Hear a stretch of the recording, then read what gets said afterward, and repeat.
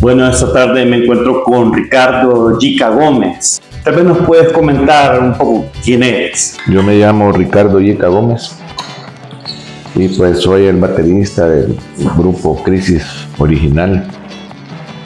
Y bueno, es lo que les puedo decir en mi ámbito musical. Bueno, mira, yo en el año 1976 me voy a estudiar a Estados Unidos. Y es allí que yo empiezo a tener contacto con música de todos lados. Y es así como en ese tiempo comenzaba el movimiento punk en el mundo. Empezaban bandas como los Sex Pistols, Generation X, estaba La Police, estaba Blondie en su origen, y muchos otros grupos. Y a mí eso me encantó cuando yo empecé a oír la música, primero por lo sencillo, segundo por la crudeza de esa música y por otro por la sinceridad y la energía. Entonces a mí eso me captó y yo desde un momento dije yo quiero tocar ese tipo de música. Es así como regreso a El Salvador en el año 1978 y aquí yo tenía unos amigos que uno de ellos venía de Nueva Orleans, que era Brian Ibe, que también venía influenciado.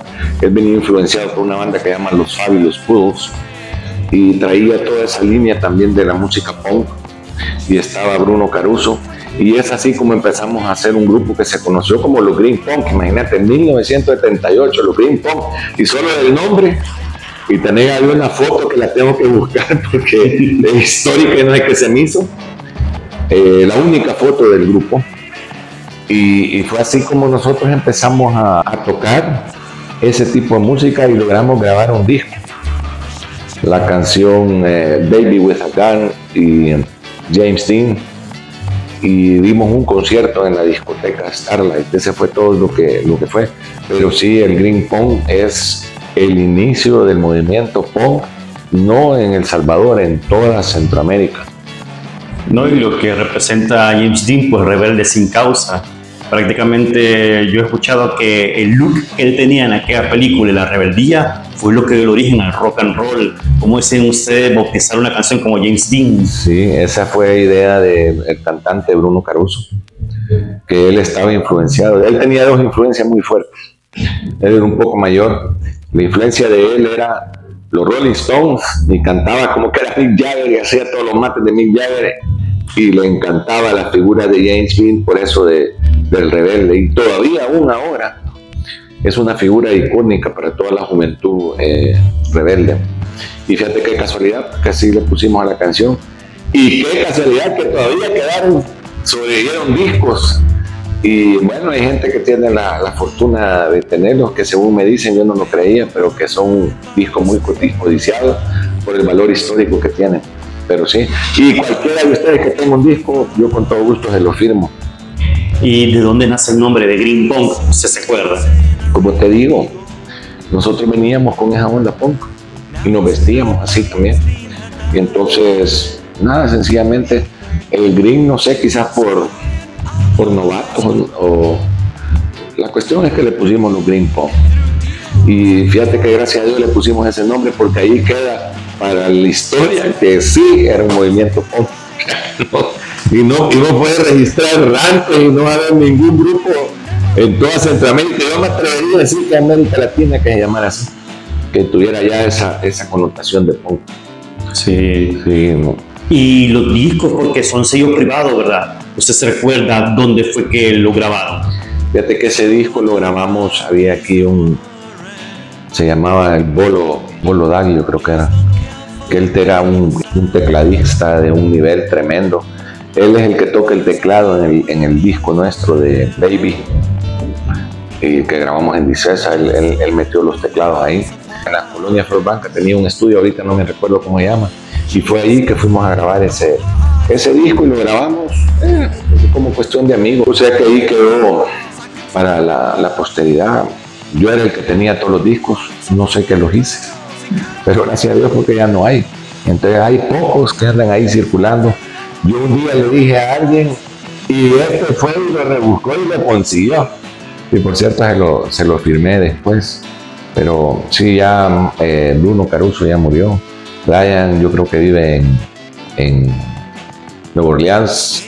La Molécula, que era un guitarrista también, era surfeador. Yo creo que él ya también murió. Y fíjate que el bajista, no me acuerdo cómo se llama, que era un bajista que él era músico profesional, pero que se nos unió y hicimos un buen papel. Y bueno, ahí está el disco para la posteridad. Bueno, entonces cuando ya Green Punk, que es efímero, que se tocaron en la discoteca Starlight, ahí en la Plaza Suiza, sí. ¿Cómo se incorporó usted en Crisis y cómo cree que fue la influencia suya en la banda? Mira, cuando yo me gradué del colegio, yo le digo a mi mamá cuando ella me dijo, ¿y qué querés que te regale de graduación? Yo quiero una batería.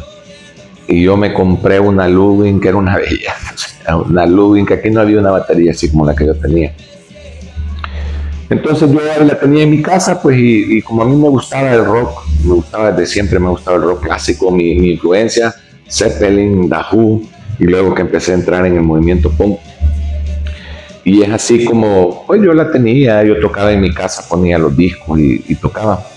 Pues un día me invita un amigo a una fiesta, era por época de Navidad, de haber sido allá por el año 79. Y resulta que la fiesta era en la casa de Fernando Albergue. Yo llego, estoy ahí en la fiesta, y de repente me retiro un poco y llego a una sala y ahí estaba Fernando, yo no lo conocía. Empezamos a platicar y él me dijo que él tocaba guitarra. Yo le dije, pucha, mira, yo toco batería. Empezamos a hablar de influencias. Estos tenían la influencia de Black Sabbath, Deep Purple y todo eso. Yo venía, como te digo, Zeppelin, me gustaban los Rolling Stones, me gustaba mi grupo, mi batería de referencia son dos, John Bonham y Keith Moon, eran mis ídolos. Y bueno, quedamos que ellos iban a ensayar al día siguiente. Y le dije yo, bueno, vengo a oírlos. Y al día siguiente yo llego y yo desde que me bajé del carro y oí dije, no, con estos majes voy a tocar. Y dicho y hecho, llegué, los oí, les dije, no, estamos bien con el sonido, empecemos. ¿Y qué ocurrió? Que nosotros no éramos músicos profesionales, pues nosotros éramos jóvenes de 19, 20 años. Entonces empezamos a sacar canciones cover, pero a nuestra manera, a nuestro estilo, porque como no las podíamos tocar iguales, y empezamos a meterle esa energía y eso propio del punk, y es así como empezamos la banda. Y pues la banda empieza a tener un crecimiento tremendo por eso mismo, porque nosotros sí éramos eso. Nosotros sí tocábamos rock y lo vivíamos.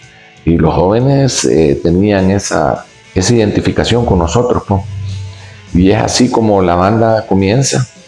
Yo me acuerdo que uno de los primeros conciertos, solo para que te des cuenta, uno de los primeros conciertos que nosotros tuvimos fue en el Teatro Caes, que por cierto fuimos a dar, y fuera bueno que te fueras a buscar al Canal 2, porque ahí grabaron ese programa, a ver si todavía queda. Y nosotros fuimos a ese Canal 2 y grabamos unas canciones que teníamos nosotros. Y después de eso, ahí mismo dijimos que el día viernes siguiente íbamos a tocar en el Teatro Caes. Bueno, había aquí una venta de discos, por cierto, enfrente de la Plaza Salvador del Mundo, que se llamaba Kismet. Y nosotros fuimos a dejar pues los boletos de preventa. Y la gran decepción de nosotros fue que cuando fuimos a traer cuántos habían vendido, solo habían vendido como 10. Y dijimos nosotros, no, esa babosada va a ser un fracaso, pues. Y yo muy bien me tengo presente que fíjate que estábamos ahí en mi casa ensayando y esperando ir al concierto. Yo les decía, nada, babosada, no va a haber nadie, hoy solo 10 boletos han vendido, no va a haber gente. Y ahí estábamos pues platicando. Si íbamos, no íbamos, un poco decepcionados, cuando de repente la organizadora nos habla y nos dice, ¿y qué les pasa? Déjense que aquí ya no cabe la gente, está la gente hasta en el corredor afuera. Y dicho y eso, llegamos y eso estaba, bueno, en los pasillos, afuera, estaba totalmente, yo no sé cuánta gente le cabe al Teatro Caes, pero por lo menos habían llegado unas 800 personas. ¿Dónde queda ese teatro? ¿Cuál es ese teatro? El Teatro Caes está ahí en Metrocentro, no sé si todavía existe. En ese tiempo era el único que había así. Y pues fue un boom, pues, ¿por qué? Porque la gente nos había visto en la televisión y había tenido ese impacto que le habíamos causado. Y fue pues un gran éxito, y de ahí pues comenzamos a tocar, y la gente pues empezamos a tener nuestros seguidores que iban para todos lados. En ese tiempo, te voy a decir, como les dije, era una época muy difícil, pero sin embargo nosotros le dimos esa voz a toda esa juventud que estaba necesitada pues de poder expresarse y de poder soltar su energía. Lo que sí me parece demasiado osado para la época, venía a triunfar la revolución en Nicaragua en el 79, El Salvador estaba en guerra, y ustedes salen con intervención. O sea, el mensaje claro que estaban transmitiendo, lo poderoso y lo difícil de ese tiempo de no maquillar lo que estaban cantando. ¿Cómo fue que se les ocurrió hacer algo así? Fíjate que me alegra que detectes eso. Intervención, la letra la escribí yo, y la idea era mandar ese mensaje para que saliera en Estados Unidos y dijéramos: señores, aquí no queremos que estén en este gran relajo que estamos. Y si tú lees la letra, y si tienes chance, ponla en español en tu canal para que la gente sepa lo que decía la gente. La verdad que era una música muy de impacto. Te voy a decir una cosa que poca gente sabe. Nosotros por esos días tocábamos aquí en los inicios de la zona rosa, en el bar Bonaparte. Y para que veas que nosotros sí éramos punk, un día que estábamos tocando ahí, era tal el relajo que andaban unos periodistas de la BBC de Londres y nos llegaron a pedir que si nos podían filmar, de ver eso, pues, de ver ese movimiento aquí, y nos filmaron. No sé, nunca vi yo el reportaje, pero me imagino que han de haber dicho: bueno, aquí en este gran relajo que hay, está pasando esto. Pero ellos nos filmaron de la BBC de Londres, y muchas de las canciones, otra canción que teníamos era Prisionero, imagínate. Nosotros fuimos a tocar eso a Honduras y la gente se volvió loca. Anarquía. O sea, anarquía total. O sea, nosotros éramos eso, pues. Y todavía ahora, pues, la música que debemos hacer es música de mensaje, música de poderla pasar. Como te digo, lástima que en ese tiempo no había en las redes sociales, no había eso, no, porque eso hubiera sido bien explotado, pues, bien explotado. Y también, por ejemplo, el contraste que le veo bueno, positivo, lo de la banda. Yo la primera vez que escuché de ustedes estaba buscando música de El Salvador y me tocó con Transylvania Express. Yo no creo que una de El Salvador, o sea, porque le escuché como The Stranglers, más o menos. Y dije: qué pelado, dije yo. Hasta ahora, pues, tengo la dicha de estar con la persona que compuso esa canción. Transylvania Express la hicimos con Fernando Albergue. Ahí también tocó Bolo Martínez, le decía, Martínez Dale. Y no, esa canción, mira, otra cuestión, que no tuvo cobertura, pues. No, porque si tú ves esa música, es una música que alguien la pone y no cree que es un grupo de El Salvador. Pero nosotros traímos otra cuestión, que empezamos a tocar música en español, porque queríamos que la gente entendiera lo que estábamos diciendo. La música fluía, y es que así tiene que ser. De repente empezábamos a tocar y eso era otra cuestión que nosotros nos caracterizaba mucho, que una canción podía durar 15 minutos, porque era una ola de improvisación. Y es así como sale esa Transylvania Express. Deberías de buscar otra que yo creo que la tiene Barney, que se llama Welcome to My Nightmare, bienvenido a mi pesadilla, imagínate. Y si tú lo oyes, vas a ver que es un relajo. Teníamos otra que llamaba La Pálida. O sea, un montón de música que alguna quedó grabada, otra no quedó grabada, pero sí, para la juventud de ese momento eran referentes. O sea, nosotros no lo tocábamos los covers, y los covers lo tocábamos a nuestra manera, o sea, no igual, lo tocábamos a nuestro toque. Y la música original de nosotros, pues, que tenemos una discografía, no quedó toda grabada, pero nosotros teníamos que 20, 25, 30 canciones originales, que muchas han sobrevivido pues el tiempo. Y eso así era la situación. ¿Y se acuerdan esos años cuáles eran los lugares que visitaban, donde hacían conciertos ustedes? Mira, había ese bar Bonaparte, que era un referente. Estaba el Mosore, que era enfrente del Estado Mayor, por cierto, ahí el Ministerio de Defensa, era el Don Mosore. Y de ahí no me acuerdo, de ahí tocábamos en el círculo estudiantil, tocábamos en el Inframen, imagínate. Ese gimnasio del Inframen lleno, y para lo que era, averiguarte lo que era el Inframen en esos años.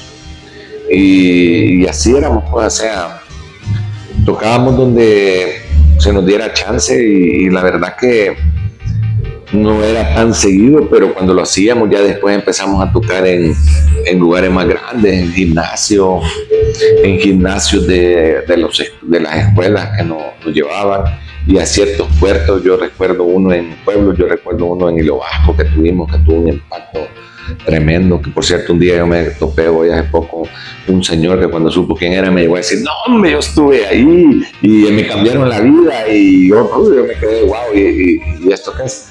O sea que gracias a Dios hemos tenido influencia positiva en mucha gente, y luego ya nos empezaron a llevar a Guatemala. En Guatemala nosotros éramos un éxito tremendo, llenábamos los lugares. En Costa Rica, no digamos, en Costa Rica se de caso que éramos los Beatles. O sea, bueno, una vez tuvo que intervenir la policía porque ya nos estaban, no nos dejaban salir de donde estábamos la gente, no solo nosotros. Es que nadie podía tocar con nosotros. Era demasiada era otra onda. O sea, era demasiado crudo, y demasiada energía. Entonces, no, tocábamos solo nosotros. Es más, así es como llegamos nosotros a grabar allá a Costa Rica. Que si yo te contara todo lo que nos pasó, Dios me guarde, ni lo creerías. Sí, ese me contaba, bueno, parte de Manuel Guillermo, como volviendo otra vez al tema de Nicaragua, que había terminado de triunfar la revolución, ¿verdad? O sea, ese viaje conflictivo. Imagínate que nosotros nos fuimos cruzando cuando estaba ahí la guerra de los contras y todo para ir a tocar ahí a Costa Rica. No, pero y dejamos allá una huella grande, y bueno, grabamos ese disco que logramos hacer.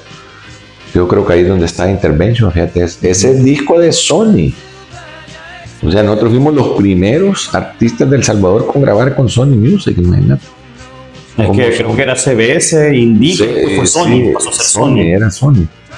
Y el otro que grabamos con Dicesa, que eran las únicas maneras que podía grabar, o sea, y todo iba por buen camino, y cuando grabamos ese disco ya iba a explotar todo, pero en ese momento se fue el cantante, pues sí fue que ya se calmó un poco.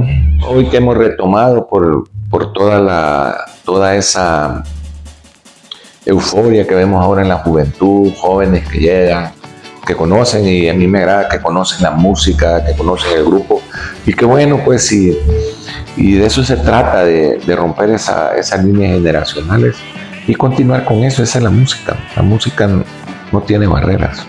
Nosotros no éramos una banda comercial, nosotros éramos rock and roll, nosotros éramos punk. Nosotros en realidad sí estábamos viviendo ese tipo de vida. Y fue, pues, para mí una de mis épocas más felices. Eso no lo cambiara yo por nada. Como yo le digo a la gente, yo viví el sueño de cualquier adolescente, estar en una banda de rock exitosa y tener la oportunidad de andar por toda Centroamérica tocando. Tal vez nos puede comentar anécdotas de conciertos. Había una radio que se llamaba Radio Solaris de Honduras. Ese tipo vino aquí y yo no sé cómo llegó al ensayo que estábamos teniendo, y él nos vio y dijo, yo lo llevo a Honduras. Yo lo llevo a Honduras. Bueno, dicho y hecho, grabamos una canción que se llama Prisionero. Yo no sé si Barney la tendrá, pero la deberían de oír, y si no, yo un día te busco la letra y te la paso para que vean. Y esa canción fue un éxito en Honduras en esos años. Entonces él organizó un concierto en el Estadio Nacional ahí en Honduras, en que iban a participar 3 bandas hondureñas y 3 bandas de El Salvador. Creo que era Vía Láctea, La Fiebre Amarilla, si estoy seguro. Se llenó el estadio. El concierto debería de haber comenzado temprano, pero cuando nosotros llegamos, olvídate, la gente aguantando sol, tomando, Y los grupos que llegaron a tocar no llegaron a tocar el rock, sino que llegaron a tocar música de disco. Y claro, la gente brava pues, porque no habían llegado a eso. Y nosotros para eso ahí estábamos asoleándonos, habíamos dejado entrar unas chicas ahí que estaban jodiendo, estábamos asoleándonos, tomando, felices de la vida ahí. Y la banda y la gente no estaba viendo, pues, que decía, pinche tomador, un relajo. Bueno, el único grupo que tocó rock fue La Fiebre Amarilla, que levantó a la gente, el único. Después tocó un grupo de Honduras que también tocó rock, no me acuerdo que se llamaba Ave María, no me acuerdo mucho. Y después íbamos nosotros. Y cuando ya nosotros tocamos, que deberíamos de haber tocado temprano en la mañana, estamos hablando de las 7 de la noche, te puedes imaginar cómo era. Y entonces había un presentador de las bandas, que el presentador de la banda llegaba y decía, bueno, muchas gracias, y ahora le voy a presentar yo al siguiente grupo, que es tal, por favor, un aplauso. Antes de que él dijera una palabra, yo le dije, no, papá, espérate, yo voy a presentar la banda. Y claro, la gente estaba pendiente de nosotros. Y agarro yo el micrófono y les digo, bueno, hijos de la gran, ahora sí comienza el desvergue y empezamos. Mira, tocamos exactamente, buscate ahí en los periódicos, ¿no? Tocamos exactamente 2 canciones y se explotó todo el estadio. Se armó un relajo tremendo. Y bueno, tuvo que intervenir hasta la policía y todo. Y bueno, y lo peor después de eso, que después del gran lleno, terminamos de tocar pues en el gran relajo. Salimos y nos topamos al organizador que no nos había pagado. Y le dijimos, hey, mira, ¿y qué pasa? ¿Nos vas a pagar? No, lléguense a la radio, ahí les voy a pagar. Bueno, nos vamos a la radio y allá estaba La Fiebre Amarilla esperando también, que no le habían pagado. Y cuando llegamos le dijimos, hey, ¿no han visto al chamaco? Sí, ahorita lo acabamos de ver. ¿Y qué les dijo? No, que no va a venir. No, me dijo, se ha llevado todo el dinero. Se ha huido con el pisto de todo el concierto. No, hombre, no va. Bueno, y entonces esperémoslo pues que venga. Y para no hacerte muy lejos la cuestión, de repente que no llegaba, nosotros empezamos a poner la música y a decirle en la radio, hey, fulano de tal, venirnos a pagar. Y ya para llegar, investigate, en esos años se tomaban las radios. Nosotros con La Fiebre Amarilla sacamos del aire esa radio. Le dijimos, mira papá, si no nos pagas ahorita sacamos del aire, y la sacamos del aire y al rato nos llegó a pagar. O sea que no, hubieron conciertos épicos, historias de todo tipo, pues, que solo pasan en ese ambiente del rock. ¿Y del Salvador tiene algún concierto memorable que recuerdo? Bueno, el que dimos aquí en el Redondel Maferrer, chica, que imagínate cuánta gente había ahí, 15,000 personas. Cuando presentamos el disco ese de Baby y Ciudad de Piedra, escuché una respuesta tremenda que tuvimos. Y solo ustedes eran, ¿verdad? Solo nosotros. Mira, nosotros teníamos tanto impacto que nosotros cerrábamos todos los años la Feria Internacional. Para que te des cuenta. Un día van a cerrar Los Chicos. En Los Chicos estaba, creo que era este que es cantante famoso, ¿cómo se llama? Cheyenne era de los cantantes. Pero estos babos cantaban con pistas. Entonces ellos iban a tocar después de nosotros. Pero era tal la euforia, imagínate, yo no sé si ustedes lograron conocer el anfiteatro de la feria, topado, inclusive tuvieron que bajar la gente del escenario porque estaba cayendo. Y subieron, tocamos nosotros y la gente quedó acelerada. Iban a tocar Los Chicos, pero como ellos tocaban con pistas, se les destrabó y no pudieron, pues no. Y se fueron y nos dijeron que siguiéramos tocando nosotros. Y así pues, nosotros cerrábamos todos los años, nosotros éramos la banda que cerraba la Feria Internacional, como por 3 años seguidos. Y ya la gente lo esperaba y yo me acuerdo que había, no sé, y le mando un gran saludo, había un cómico que se llamaba Rocky Inflas, que era un gran fanático de nosotros, y él que hacía las presentaciones ahí cuando llegábamos nosotros, y no, era un escándalo eso, era un escándalo, era una cuestión, una euforia, ya te puedes imaginar, pues 5,000, 6,000 personas gritando, con esa música, con esa energía, no, tremendo. Bueno, el día, ahí te puedes ver la foto, el día que tocamos en el Centro Cultural Salvadoreño, un día antes habían puesto una bomba. Ahí estaba el techo todo volado. Y ya eran tiempos muy especiales.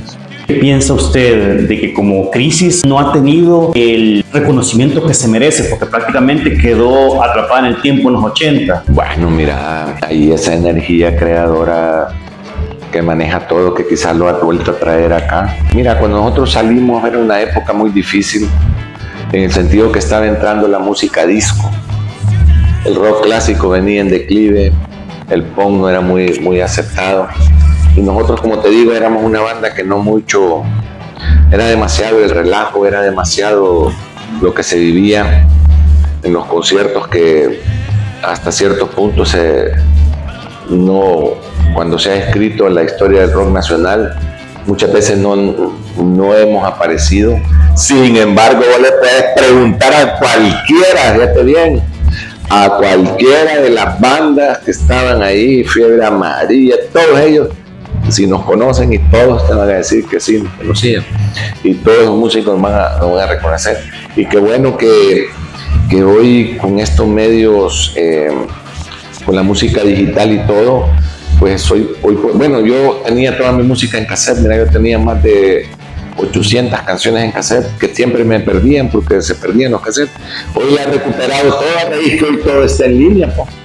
Entonces eso ha sido una gran ventaja, y qué bueno que hoy la juventud que viene con esa rebeldía y que viene eso, está reconociendo, pues, y qué bien, y gracias por ese gran reconocimiento que están teniendo y el trabajo que tú estás haciendo, porque la realidad que nosotros somos un eslabón muy importante en todo ese movimiento de música que ha pasado de lejos. Uno en la vida, una de las cosas que tiene que dejar es su legado, y gracias a Dios lo hemos dejado. Ese legado que estamos dejando, qué bueno, y qué bueno que se esté reconociendo. Porque quizás en ese momento que éramos jóvenes, esta gente, ¿para qué estás perdiendo el tiempo y todo eso? No. Estábamos haciendo historia, estábamos dejando un canal que vamos a morir, y eso va a quedar por el resto, pues ahí va a quedar. Y gracias por estarnos documentando, porque va a quedar para la posteridad. Y eso es lo que ese va a ser nuestro legado acá. Y ojalá que hoy que vayamos a tocar, yo los invito a que nos vayan a ver, a todos los jóvenes, para que en realidad vean cómo se toca el rock, y que después agarren, y con todo gusto pues nosotros los apoyamos. Tengo la última alineación de Crisis del año 2023. Tal vez se pueden presentar.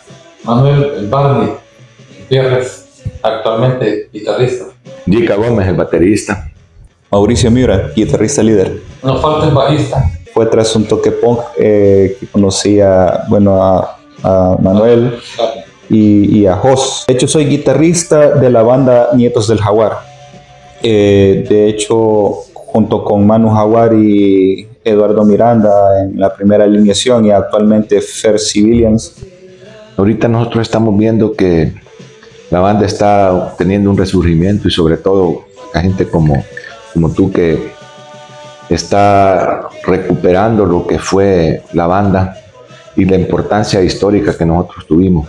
Vamos a comenzar una gira de conciertos otra vez. Estamos en una época en la cual la música está perdiendo hasta cierto punto el calor humano, y nosotros, como nuevas generaciones que aprendemos prácticamente de ellos, de las generaciones pasadas que aún siguen latentes, es de que estamos destinados a que la música recupere ese calor humano. Bueno, ya solo para finalizar, le agradezco por el tiempo que nos está brindando para este valioso reportaje documental de la historia del punk en El Salvador. ¿Nos puede regalar una palabra de despedida? No, bueno, a todos, gracias por estar volviendo a traer a la banda. Ojalá que tengan la oportunidad de vernos tocar en vivo, y yo, todos los muchachos que quieren comenzar su banda, denle con todos. Si ustedes tienen sentimientos, si ustedes tienen ganas, si ustedes tienen sueños, ustedes pueden. Yo los felicito y gracias por todo. Un abrazo enorme a todos. Chao. Se viene la época de la posguerra. Surgen bandas como Kadishi, Vía Alterna, Shock, Los Rusty, Máximo Rock and Roll, Adhesivo Punk, Los Rudis, entre otras, que resurgen en la escena, lugares como Chantilly y el Hardcore Café. Comenta qué te han parecido esos 3 capítulos, si te han gustado o no. Así que dale un me gusta y nos vemos en la época de los 90. Esto es El Salvador Inmortal.